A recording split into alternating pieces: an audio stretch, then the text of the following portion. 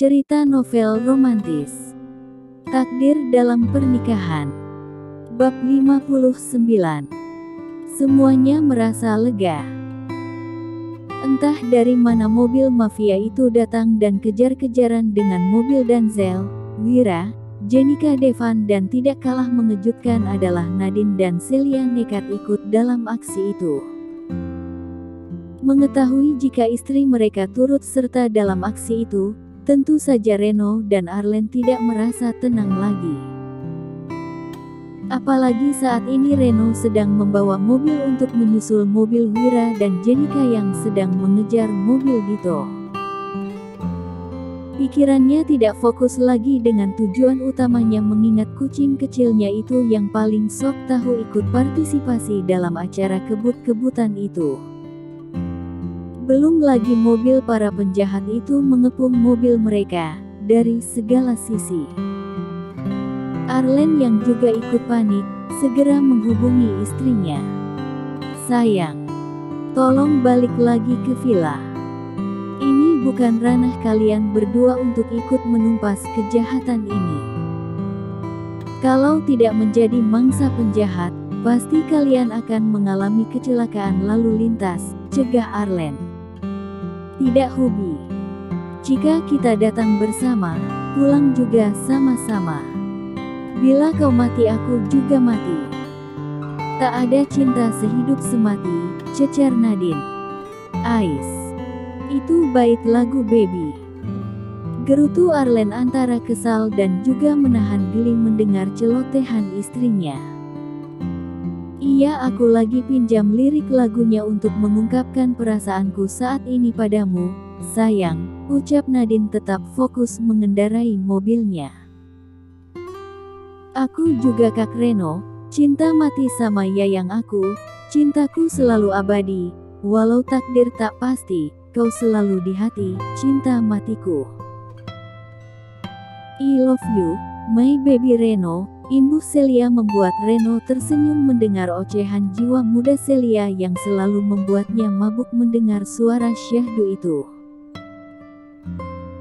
Saat tadi hatinya dipenuhi dengan kecemasan dengan jantung berdegup kencang hingga dadanya terasa sesak, namun kini ia telah mendengar untaian kata-kata indah istrinya bagaikan tetesan oase dari bidadari untuk musafir yang tersesat di tengah gurun pasir. Kini berganti menjadi energi pembakar adrenalinnya untuk menghabisi para penjahat yang saat ini sedang menghalau pergerakan mereka menyusul mobil Jenica. "Terima kasih, Hani. Muaah," sahut Reno penuh cinta pada istri. Reno melirik mobil di sampingnya sambil tersenyum. "Rasakan penderitaanmu, bangsat." Amarah Reno dengan jiwa mafianya mulai muncul. Usai mengatakan cintanya pada istrinya, Reno membanting setir mobilnya menggeser mobil yang berada di sebelah kanannya hingga mobil penjahat itu terjun bebas ke jurang sana setelah menabrak pagar pembatas bahu jalan. Kini mobil Jenica yang dikejar oleh ketiga mobil penjahat yang ada di depan, samping kanan kirinya membuat Jenica mengatur lagi strategi penyerangannya pada penjahat itu. "Dua gadis itu tidak kreatif banget harus menjiplak karya orang lain," ledek Lea membuat Devan tersenyum. "Apakah kamu bisa mengukir untaian puisi indah untukku, baby?" tantang Devan. "Nanti saja kalau misi ini sudah selesai, Hani," ujar Lea. "Aku tunggu janjimu baby." Devan meminta istrinya untuk berganti membawa mobil saat mobil sedang melaju kencang. "Kamu yang bawa sayang. Aku ingin menembak mobil-mobil penguntit itu," titah Devan yang sudah tidak sabar melumpuhkan lawan. Devan merebahkan kursinya ke belakang agar Lea berpindah ke kursi pengemudi. Rasanya saat ini jiwa Lea keluar dari raganya menerima permintaan suaminya. Devan membuka kap atap mobil lalu mengeluarkan senjatanya dan menembak secara beruntun mobil yang ada di belakangnya, membuat kaca mobil penjahat itu seketika pecah. Diikuti sang sopir yang juga ikut tertembak, membuat laju mobil itu terombang-ambing di jalan itu hingga terjungkal dan terseret begitu jauh lalu jatuh di dalam jurang. "Alhamdulillah," ucap Lea saat melihat suaminya bisa menjatuhkan mobil lawan. Sekarang mobil Jenika sedang melakukan trik mencengangkan yang disaksikan secara live oleh suaminya yang sudah hampir mendekati mobilnya. Jenika menambahkan laju kecepatan mobilnya makin tinggi yang dikejar oleh dua mobil penjahat yang mengapit mobilnya dari samping kiri kanannya dan juga di depan dan di belakang. Ia juga mengingatkan suaminya untuk mengurangi kecepatan mobil mereka. "Sayang, kurangi kecepatan laju mobil kalian agar tidak kena imbasnya dan tetap jaga jarak. Ingat Jenika." "Emang kenapa sayang?" tanya Denzel cemas. "Ikutin saja saran aku, Hubby," titah Jenika. Tanpa banyak kata Reno mengikuti saran Jenika sementara Arlen memperhatikan aksi Jenika melalui rekaman visual dalam laptopnya bersama Denzel. "Ya Allah, apa yang dilakukan oleh Jenika?" tanya Denzel pada Tuhannya dengan dada terasa sangat sakit saat ini. "Berdoa saja, kakak ipar. Jangan terlalu cemas begitu. Jika kamu cemas, Jenika malah terganggu juga hatinya." Ikatan batin antara suami istri sangat kuat saat ini, nasihat Reno mengurangi sambil laju kendaraannya. "Sudah cukup bermain-main denganku, anak-anak tikus liar. Kalian tidak tahu sedang berhadapan dengan siapa saat ini. Kalian salah memilih lawan, bajingan. Kembalilah kalian ke neraka." Pekik. Jenika terus menambah kecepatan mobilnya hingga mencapai angka 250 km/jam. Mobil itu seakan sedang terbang di atas aspal mulus itu. Mobil lawan yang mengapitnya mengikuti kecepatan laju mobilnya Jenika. Tiba-tiba Jenika menginjak rem berhenti secara mendadak, membuat dua mobil di sampingnya harus menyatu dan menabrak mobil rekan mereka sendiri yang berada di depan mobil Jenika. Benturan tabrakan itu tidak terelakkan membuat Denzel dan Arlen terkesima. Keduanya saling menatap dengan wajah tegang melihat aksi nekat Jenika yang terlihat sangat mustahil. Sementara mobil penjahat yang ada di belakang mobil Jenika gelagapan sendiri hingga tidak mampu mengendalikan laju kendaraannya, membuat mobil mereka menabrak mobil Jenika. Seketika mobil mereka yang menabrak mobil Jenika barusan terjengkang lalu terbalik kemudian terseret belasan meter hampir mengenai mobil yang ditumpangi Denzel. Reno harus memutar setirnya mengambil manuver mengerikan dengan posisi mobil itu memalang. Sementara mobil Jenika sempat terseret menuju pagar pembatas jalan namun tidak sempat jatuh. Di belakang sana Wira dan Devan akhirnya melumpuhkan semua mobil lawan yang saat ini sedang mengalami kecelakaan naas. Karena sudah memasuki pukul 4 pagi, jadi jalanan di sepanjang area pantai itu nampak sepi dari pengendara lain. Yang ada kendaraan Pandawa dan Srikandi ini yang selamat dari aksi kejar-kejaran itu.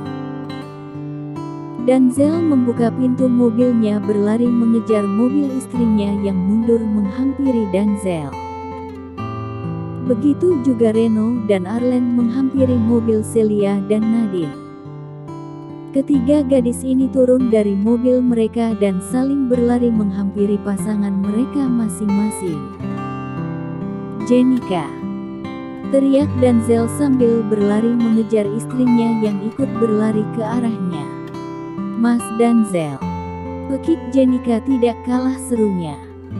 "Celia, kejar Reno sambil merentangkan kedua tangannya.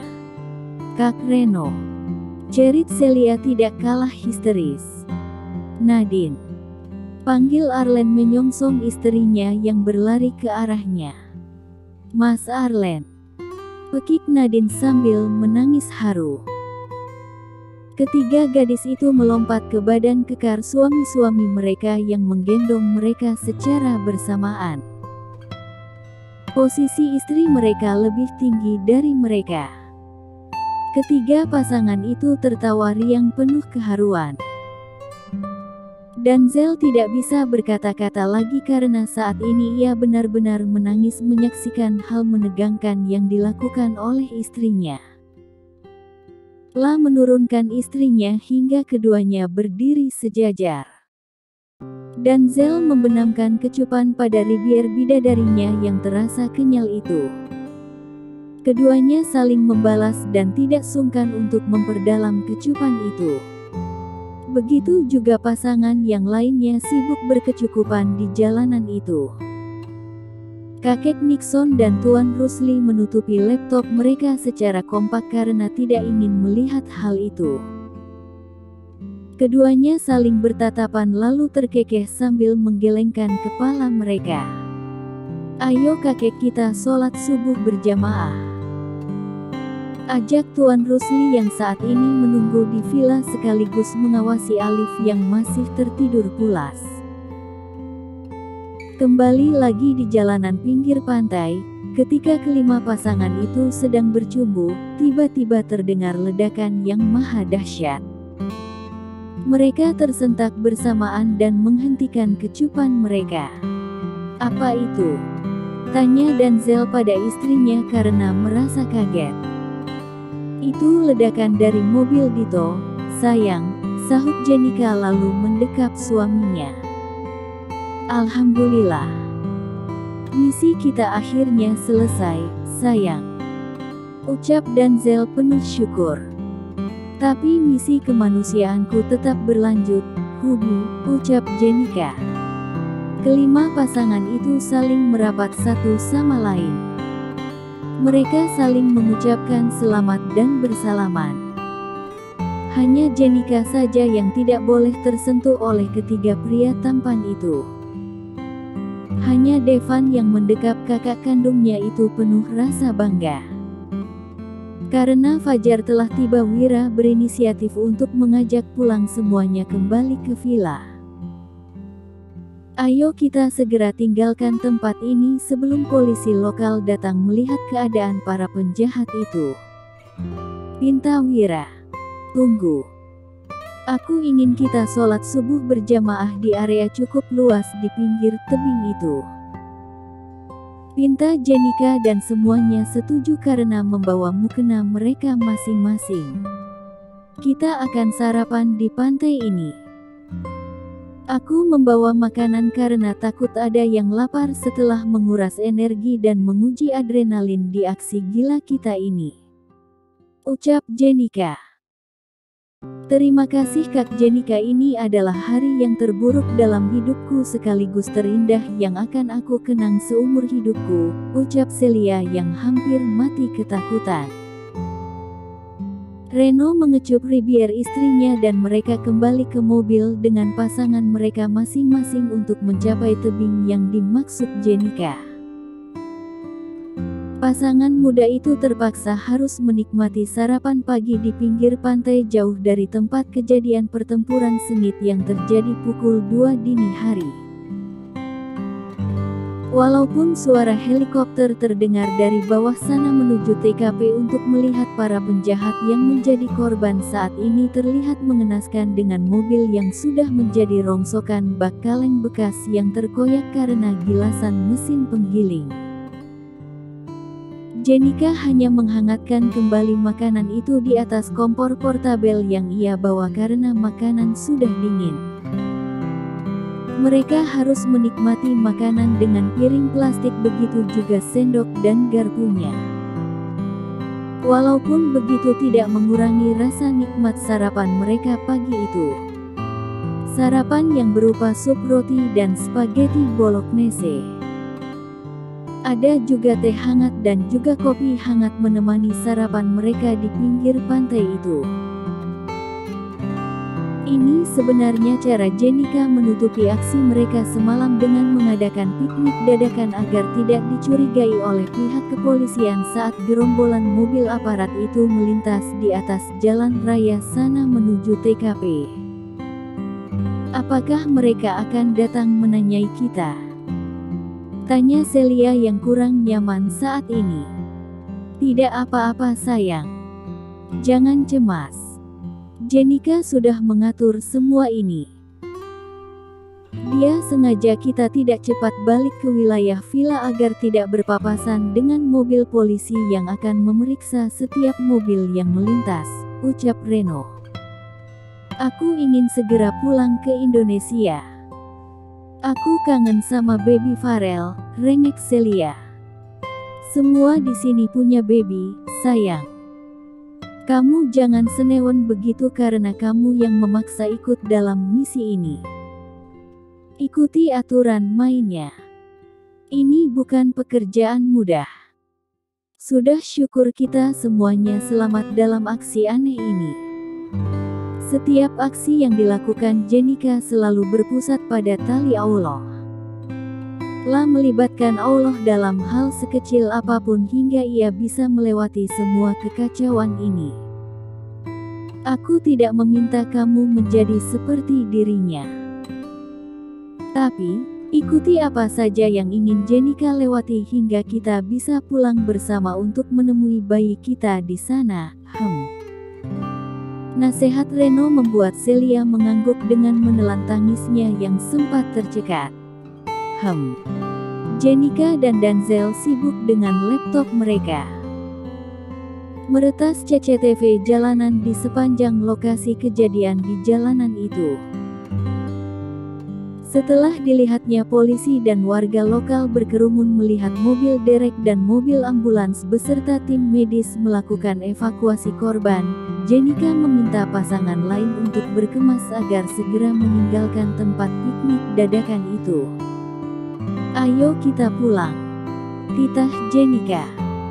Tanpa banyak tanya semua masuk ke mobil mereka masing-masing. Jenika dan Denzel, Wira dan Lira. Yang lain juga begitu. 5 mobil bergerak meninggalkan pantai itu berjalan beriringan.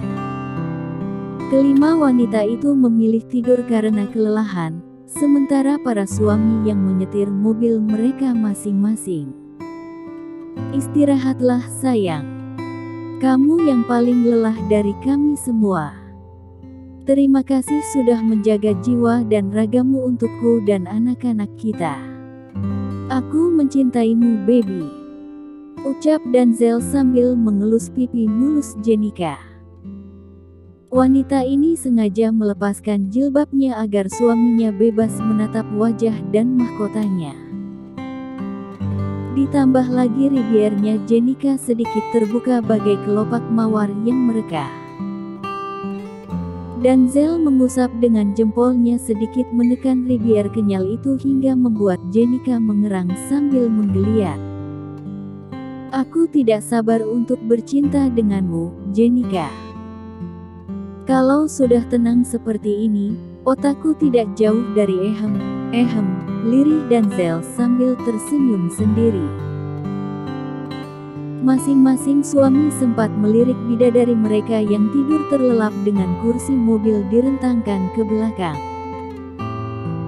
menutupi badan mereka dengan selimut karena udara yang cukup dingin di luar sana. Bagi pria tidak ada kata lelah jika ditemani para wanita mereka. Alhamdulillah. Beruntunglah kalian juga ikut hingga misi ini terasa begitu manis walaupun sampai saat ini jantungku masih belum berdetak normal, gumam Arlen sesekali melirik sang istri seperti putri tidur. Kamu sangat cantik baby, puji Arlan melihat wajah Nadine. Setibanya di villa, kakek Nixon dan Tuan Rusli keluar menyambut kedatangan kelima pasangan itu. Mereka menyalami dan mendekap sayang kedua pria beda generasi itu. Apakah semuanya baik-baik saja? Tanya kakek Nixon walaupun mereka sudah menyaksikan berita pagi ini tentang para mafia itu. Alhamdulillah kakek, semua berjalan lancar berkat Allah SWT, jelas Wira pada kakek Nixon. Di berita yang kami nonton pagi ini, wartawan dan pihak kepolisian menyimpulkan banyak hal, bahwa para mafia itu sedang bertempur untuk memperebutkan pasar gelap mereka saat melakukan transaksi barang, ucap Tuan Rusli. Syukurlah kalau begitu, ucap Devan sambil menguap lebar. Sementara itu, Jenika masuk ke kamarnya sambil menarik tangan suaminya. Dia harus memeriksa sesuatu di laptop. Saat melihat Jenika membuka lagi laptopnya, Denzel langsung melarangnya. Sayang, bisakah kamu istirahat sebentar dan melihatku saja hari ini? Aku minta waktumu untuk memperhatikan aku. Kembali ke tugas awalmu, yaitu mengurusku. Denzel menutup lagi laptop miliknya Jenika. Menyadari kesalahannya barusan membuat Jenika spontan minta maaf lalu menebusnya dengan sesuatu yang dibutuhkan suaminya saat ini adalah dirinya. Tahu kalau dirinya adalah salah satu cara untuk mengembalikan semua struktur otak mereka yang sempat menegang dan kini sudah kurang pelumasnya untuk berpikir lagi. Hanya dengan bercinta, maka manusia menghasilkan kembali semangat hidup yang sangat dibutuhkan dalam hidup mereka yang sudah berumah tangga. Orang akan tetap terlihat awet muda jika mengatur frekuensi bercintanya dengan pasangannya secara rutin. Paling bagus setiap hari dan sekurangnya 3 kali dalam seminggu. Apalagi pasangan yang tidak mengedepankan ego karena keduanya saling bekerja sama untuk saling memberikan kenyamanan pada pasangannya. Sepertinya kakek Nixon dan Tuan Rusli harus menunda dulu obrolan mereka dengan kelima pasangan itu karena alasannya pasangan itu yang mau istirahat, padahal adalah ingin melepaskan ketegangan mereka dengan sesi berehem. Butuh 2 jam kelima pasangan itu menyelesaikan aktivitas ehem-ehem mereka, mandi dan berpakaian santai keluar dari kamar itu. Sementara Alif terlihat diam dengan wajah cemberut duduk di tepi danau ditemani Tuan Rusli yang sedari pagi tidak bisa membujuk bocah kecil ini. Lea yang merupakan ahli psikologi harus turun tangan menangani Alif. Ayah, biar aku saja yang menangani Alif, pinta Lea. Iya nak. Tuan Rusli meninggalkan menantunya dan Alif. Apakah aku boleh duduk di sini, Alif? Tanya Lea pada Alif yang terlihat murung. Pria kecil itu hanya mengangguk. Mengapa aku bisa berada di tempat ini, Tante? Apakah kalian berasal dari Indonesia? Tanya Alif. Kami adalah keluargamu Alif. Kami sengaja datang menjemputmu karena ibu kandungmu sangat merindukanmu, ucap Lea. Apakah ayahku akan datang ke sini menjemputku dan kita pulang bersama ke Indonesia? Cecar Alif.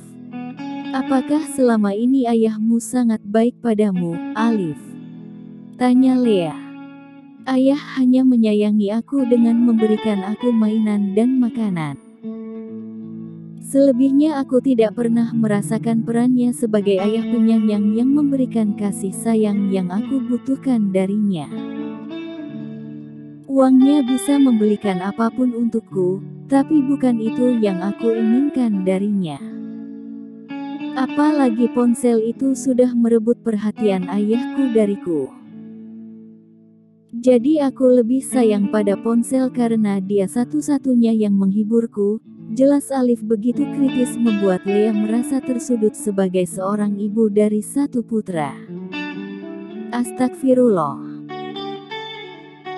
Inilah yang sebenarnya yang dibutuhkan oleh anak-anak saat ini yang tidak disadari oleh orang tuanya bahwa mereka butuh kasih sayang yang sesungguhnya bukan ponsel. Batin Lea yang jadi punya ilmu baru dari Alif secara tidak langsung karena ia baru mau menulis skripsinya. Terima kasih Alif. Akhirnya aku mendapatkan judul skripsiku dari kamu, batin Lea seraya mengusap lembut kepala Alif. Alif, kamu akan mendapatkan kasih sayang itu dari ibu kandungmu yang saat ini sedang menanti kepulanganmu. Apakah kamu tidak merindukan ibumu? Tanya Lea. Kata ayah mama sudah menikah lagi dan Alif akan dibesarkan oleh papa tiri yang jahat, ungkap Alif.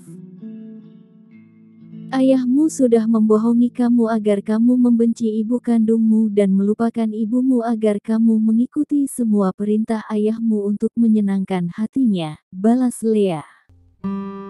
Apakah ayahku seorang penjahat tante? Tanya Alif membuat Lea kelabakan sendiri untuk menjawabnya. Dek. Mau berkata jujur tapi kasihan kamunya dek karena kamu terlalu kecil untuk mengerti permasalahan orang dewasa. Tapi, bohong juga dosa jika suatu saat nanti kamu mengetahui bagaimana sepak terjangnya ayahmu seperti apa. Batin Lea berpikir keras untuk mencari kata-kata yang bijak menghadapi usia Alif.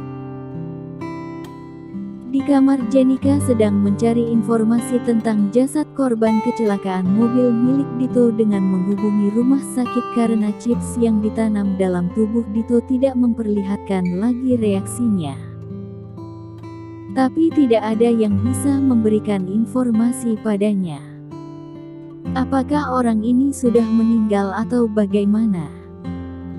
Tanya Jenika sambil menunggu balasan dari pihak rumah sakit dan kepolisian. La akhirnya mengambil jalan pintas untuk meretas laporan medis dari tim ahli forensik di mana rumah sakit yang menangani korban kecelakaan di lokasi kejadian mobil Dito meledak. Namun tidak ditemukan informasi apapun. Tidak mungkin dia menghilang begitu saja. Dan bagaimana chips yang tubuhnya itu tidak bisa terbaca saat ini. Gelisah Jenika yang merasa keluarganya belum aman tapi ia juga tidak ingin membuat keluarganya hidup dalam ketakutan. Cukup aku saja yang tahu tentang Dito, janji Jenika. Ayo sayang, kita keluar. Semuanya sudah pada menunggu. Kita akan segera balik ke Indonesia nanti malam, ucap Denzel. Iya Hubi. Tang Yu. Lanjut ke bab 60.